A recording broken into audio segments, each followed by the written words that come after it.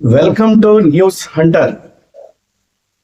అబ్బో యాదబ్బా satellite channel అంటే ఓ అనంతపురం నగరానికి చెందిన ఓ నకిలీ యూట్యూబర్ నగరంలో ఒక ఏడాది క్రితం కనీసం ఎక్కడే గాని సమాచారంలో కాదు, న్యూస్ లో కాదు, ఎలాంటి సమాజం మీద అవగాహన కూడా లేని యూట్యూబర్ అవతారం ఎత్తాడు.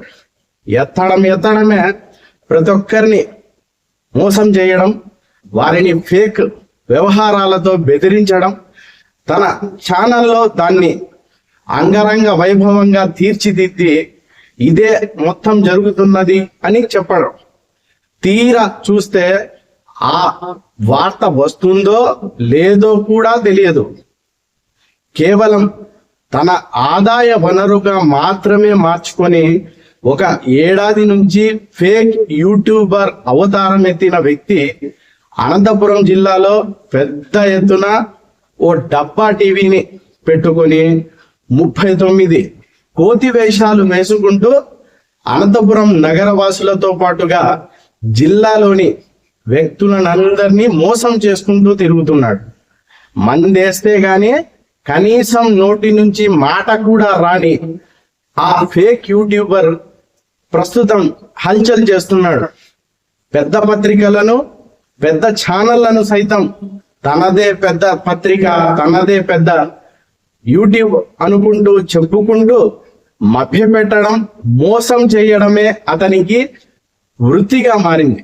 ఇందులో భాగంగా వార్తలు రాసిన పత్రికల వాటిని ఏదో ఇతను పెద్ద విశ్లేషకునిగా విశ్లేషిస్తూ అందులో తప్పులు దొర్లిస్తూ, ఏ రోజైనా నీ మొహానికి ఒక్క వార్త రాసినావా? ఏ రోజైనా ఆ వార్త ఏంటో తెలుసుకున్నావా? గ్రౌండ్ వర్క్ చేస్తే గాని రిపోర్టర్లకు వార్తలు దొరకని పరిస్థితి. పొద్దున లేచినప్పటి నుంచి రాత్రి వరకు ఎక్కడ ఏమి జరుగుతుందో తెలుసుకొని రాయడం, దానిని ప్రజల ముందుకు తీసుకువెళ్ళడమే ఒక జర్నలిస్ట్ యొక్క ప్రధాన లక్ష్యం. నువ్వేముంది, పొద్దున వచ్చిన వార్తల్ని అబ్బబ్బబ్బబ్బబ్బబ్బా తీర్చిదిద్దుకుంటా, విశ్లేషించుకుంటా బుడుబుక్కల వ్యవహారం చేస్తున్నావు. బుడుబుక్కుల వ్యవహారం కాదైనా జర్నలిజం అంటే. ఒక 10 ఏళ్ల కష్టం జర్నలిజం, 9 నెలల కష్టం. ఫ్రంట్ పేజ్ వార్త రాయాలంటే వాడు ఎంత కష్టపడాలా, ఎంత లెగ్ వర్క్ చేయాలా.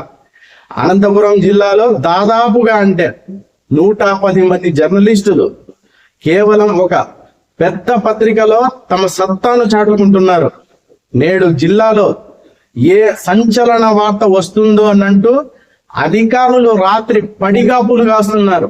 అలాంటి పరిస్థితికి తీసుకొచ్చిన ఒక పత్రిక విలువలు, వ్యవహారాలను పూర్తిగా విస్మరించి నీ బుడుబుక్కుల వ్యవహారమైన టీవీలో చూపిస్తే బెదురుతారా?